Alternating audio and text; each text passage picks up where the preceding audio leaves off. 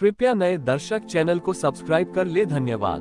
पूर्वी भारत के वनों से घिरी एक सुरम्य घाटी में, जहां हवाओं में हमेशा एक सौंधी महक बसी रहती थी, मधुबन नाम का एक छोटा सा गांव था।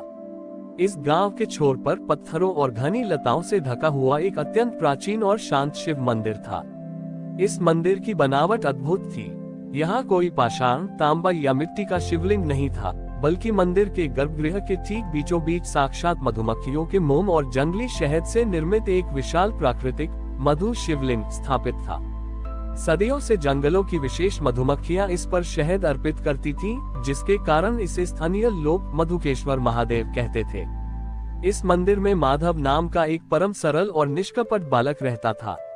माधव के माता पिता बचपन में ही शांत हो चुके थे, इसलिए उसने इस वन मंदिर और मधुकेश्वर महादेव को ही अपना सब कुछ मान लिया था। माधव बोलना और पढ़ना नहीं जानता था, वह मूक था, लेकिन उसका हृदय प्रेम से भरा हुआ था। वह रोज सुबह उठकर वन के झरनों से स्वच्छ जल लाता, बहुत कोमलता से मधु शिवलिंग का अभिषेक करता और फिर दिन भर मंदिर के प्रांगण में बैठकर सूखी लकड़ियों से सुंदर कलाकृतियां बनाता रहता था। माधव की भक्ति अनोखी थी। वह जब भी वन से कोई मीठा कंदमूल या फल लाता, तो सबसे पहले उसे शिवलिंग के सम्मुख रखता और अपनी आंखों के इशारों से कहता, हे प्रभु, पहले आप ग्रहण करें। उसी काल में विदेह नगर के एक अत्यंत प्रतापी और अहंकारी आचार्य भद्रबाहु उस क्षेत्र में आए। आचार्य भद्रबाहु शास्त्रों, वेदों और कठिन तंत्र मंत्र के परम ज्ञाता थे। उन्हें अपनी विद्वत्ता और शुद्ध संस्कृत उच्चारण पर बहुत गर्व था। वे जहां भी जाते, लोग उनके ज्ञान के सामने नतमस्तक हो जाते थे। एक बार वे दुर्लभ जड़ी बूटियों की खोज में इस घाटी में आए, तो उन्होंने इस प्राचीन मंदिर और उसके अनोखे मधु शिवलिंग के बारे में सुना। जब आचार्य भद्रबाहु ने मंदिर के भीतर प्रवेश किया, तो उन्होंने देखा कि वहां कोई सोने चांदी की चमक नहीं थी। गर्भगृह में मोम और शहद से बना एक शिवलिंग था और एक मूक बालक मैले वस्त्रों में बैठा हाथ के इशारों से भगवान से बातें कर रहा था।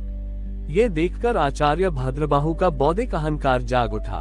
उन्होंने क्रोध में आकर माधव को डांटते हुए कहा, ए बालक, ये तुम क्या अज्ञानता फैला रहे हो? देवों के देव महादेव की पूजा इस तरह बिना मंत्रों के और मोम के ढेर के सामने की जाती है क्या? तुम साक्षात ईश्वर का अपमान कर रहे हो। सच्चे शिव भक्त को वेदों के कठिन श्लोकों का ज्ञान होना अनिवार्य है। माधव पंडित जी की कड़कती आवाज सुनकर बुरी तरह डर गया। उसकी आंखों में आंसू आ गए। चूंकि वह बोल नहीं सकता था, उसने केवल हाथ जोड़कर पंडित जी के पैर पकड़ लिए और इशारों में प्रार्थना की कि वह अज्ञानी है, उसे पूजा के नियम नहीं पता, वे ही उसे सही मार्ग दिखाएं। आचार्य भद्रबाहु ने गर्व से मुस्कुराते हुए कहा, यदि महादेव की सच्ची कृपा चाहिए, तो इस मोम के शिवलिंग को हटाकर यहाँ शास्त्रों के अनुसार एक ठोस पाषाण शिवलिंग स्थापित करना होगा और 1.25 लाख वैदिक मंत्रों का अनुष्ठान करना होगा। आचार्य ने अपने शिष्यों को आदेश दिया कि इस मोम और शहद के शिवलिंग को यहाँ से हटा दिया जाए। जैसे ही शिष्यों ने उस मधुकेश्वर विग्रह को स्पर्श करने के लिए हाथ बढ़ाया, एक विस्मयकारी घटना घटी। मंदिर के चारों ओर के घने जंगलों से अचानक करोड़ों की संख्या में दिव्य भंवरे और मधुमक्खियां उमड़ पड़ी। उन्होंने पूरे मंदिर को घेर लिया और एक ऐसी तीव्र गुंजार ध्वनि उत्पन्न की, जिससे पूरा वातावरण कांप उठा। शिष्यों के हाथ जैसे हवा में ही रुक गए। माधव रोता हुआ उस मधु शिवलिंग के सामने घुटनों के बल बैठ गया और उसने अपनी दोनों भुजाओं से उस विग्रह को ढक लिया। उसने अपनी आंखें बंद की और मन ही मन पुकारा, हे मेरे भोले बाबा, मैं तो मूक हूँ, मैं आपकी स्तुति नहीं कर सकता, लेकिन मेरा ये प्रेम ही मेरा सब कुछ है, अपने इस स्वरूप की रक्षा कीजिए। उसी क्षण उस मधु शिवलिंग के भीतर से एक अत्यंत तीव्र, सुनहरी और शीतल रोशनी प्रकट हुई। वह प्रकाश इतना प्रखर था कि आचार्य भद्रबाहु और उनके शिष्यों के आंखों के सामने केवल वही अलौकिक आभा छा गई। उस प्रकाश के मध्य से स्वयं देवाधिदेव महादेव अपने अत्यंत सौम्य, जटाधारी और कर्पूर गौरम स्वरूप में प्रकट हुए। उनके मस्तक पर दिव्य अर्धचंद्र चमक रहा था और मुख पर एक शाश्वत मुस्कान थी। आचार्य भद्रबाहु ये दृश्य देखकर थर-थर कांपने लगे और तुरंत भूमि पर दंडवत हो गए।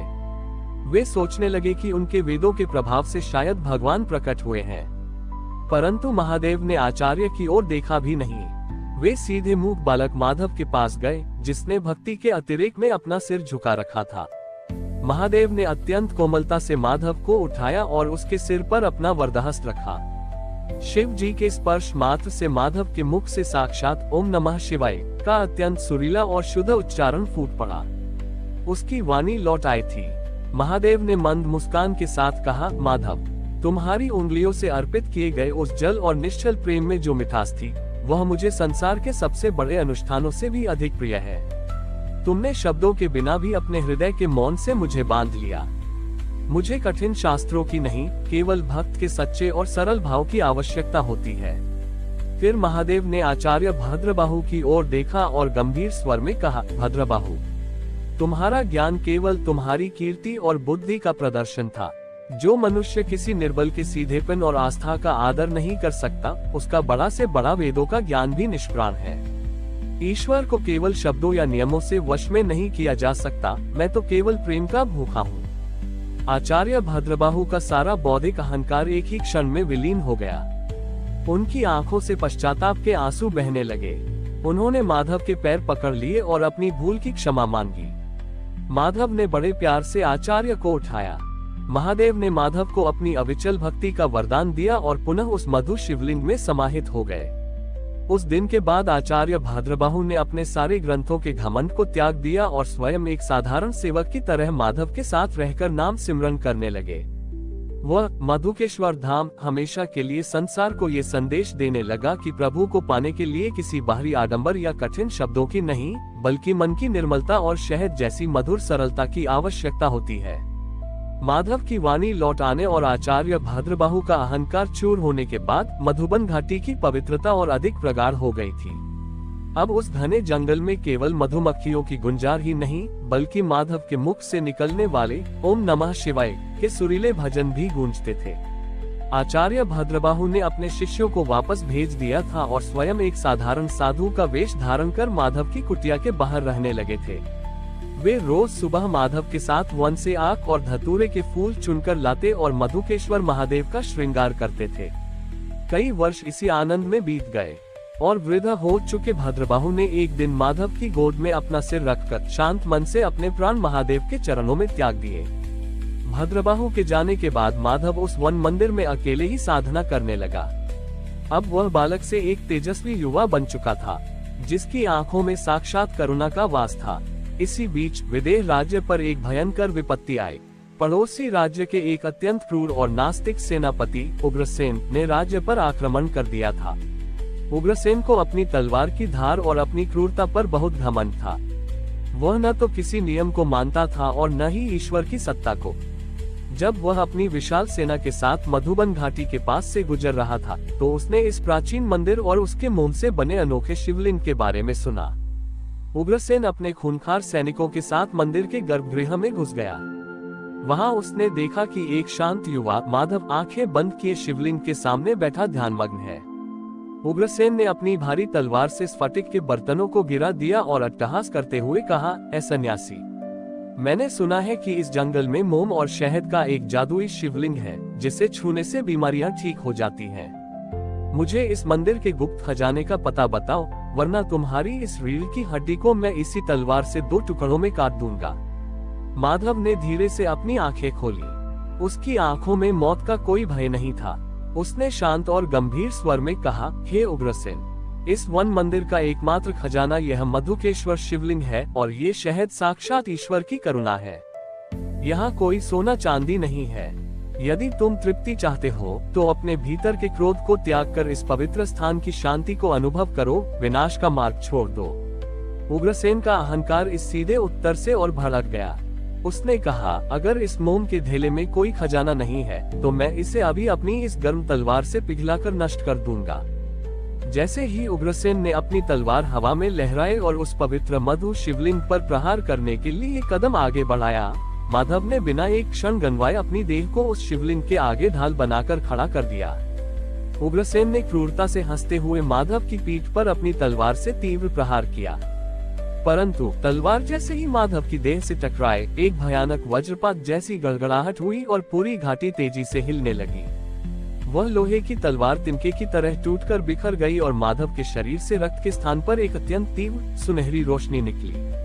वही क्षण उस मधु शिवलिंग के भीतर से साक्षात महादेव का रौद्र रूप महाकाल प्रकट हुआ। उनकी जटाओं से दिव्य भंवर उठ रहे थे और उनकी तीसरी आंख से तेज अग्नि की लपटें निकल रही थी। पूरे मंदिर की दीवारें ओम नमः शिवाय के महाघोष से गूंज उठी। उग्रसेन और उसके सैनिक इस अलौकिक और भयानक दृश्य को देखकर डर के मारे कांपने लगे। उनके हाथ पैर जैसे पत्थर के हो गए और वे भागने में भी असमर्थ हो गए। महादेव ने जैसे ही अपना त्रिशूल उठाया, माधव ने कांपते हाथों से भगवान के चरण पकड़ लिए और रोते हुए गुहार लगाए, हे महाकाल, शांत हो जाए। मेरे गुरु भद्रबाहु ने हमेशा सिखाया कि आपका स्वरूप करुणा का है, विनाश का नहीं। इस पापी को नष्ट मत कीजिए प्रभु, इसके भीतर की क्रूरता और अज्ञानता को शांत कर दीजिए ताकि यह भी आपके प्रेम को समझ सके।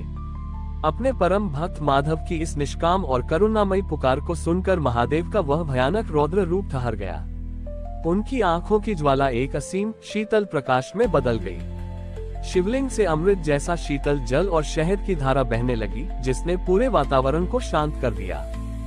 सेनापति उग्रसेन का सारा सैन्य घमंड और क्रूरता एक ही पल में हवा हो गई। वह घुटनों के बल बैठ गया और रोते हुए माधव के पैरों में गिर पड़ा। उसने कहा, मुझे क्षमा कर दे महात्मा, मैंने अपनी ताकत के नशे में साक्षात ब्रह्मांड के स्वामी पर प्रहार किया था। आज मुझे समझ आया कि सच्ची ताकत दूसरों को डराने में नहीं, बल्कि स्वयं को ईश्वर के चरणों में सौंपने में है। उग्रसेन ने उसी क्षण युद्ध और हिंसा का मार्ग हमेशा के लिए त्याग दिया। उसने अपनी विशाल सेना को वापस भेज दिया और अपनी बची हुई जिंदगी उसी मधुकेश्वर धाम की सुरक्षा और वन के जीवों की सेवा में समर्पित कर दी।